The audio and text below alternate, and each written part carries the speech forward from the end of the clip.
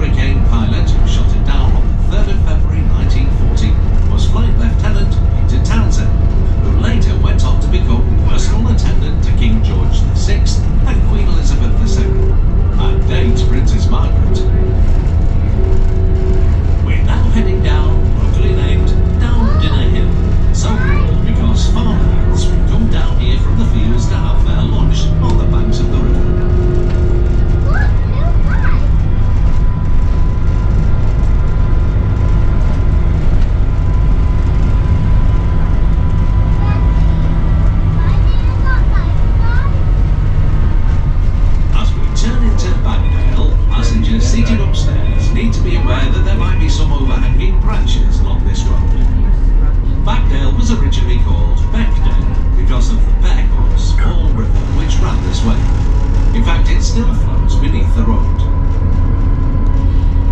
On the left over the high wall is the Quakers' graveyard. Consecrated in 1659, it contains the bones of many prominent men of Old Whitby. There are more people buried there than you might think, because the Quakers were not keen on using headstones. On the wall to the left is a blue plaque marking the home of Captain Scoresby, a famous whaling skipper and Arctic navigator. In 1870 he invented the crow's nest. Straight ahead on the red brick building is the coat of arms of Whitby, a shield with 3 allemans. Legend tells us that St Hilda, who founded the area, chased 3 snakes over the cliff, which then promptly turned into stone. On the right, Bagdale Hall, built as a Tudor mansion in 1560, is now a hotel and restaurant. When it was first built, Bagdale Hall was surrounded by green fields and bordered on one side by Bagdale Bay, home to the very impressive full-size replica of Captain Cook's ship, the HMS Bargain Endeavour. There are only 2 replicas in the world, this one and one in Australia. Coming up on the left, across the car park, is a wooden sculpture of 2 men building a boat. It's a reminder that it was in this area that most of the shipyards could once be found, and where Captain Cook's ships were built. Just beyond the sculpture, on the other side of the River Esk, you can see Parkon Engineering, where many fishing vessels are built, thus continuing Whitby's tradition as a shipbuilding town. Any boats which bear the lettering WY are those that are registered here in Whitby.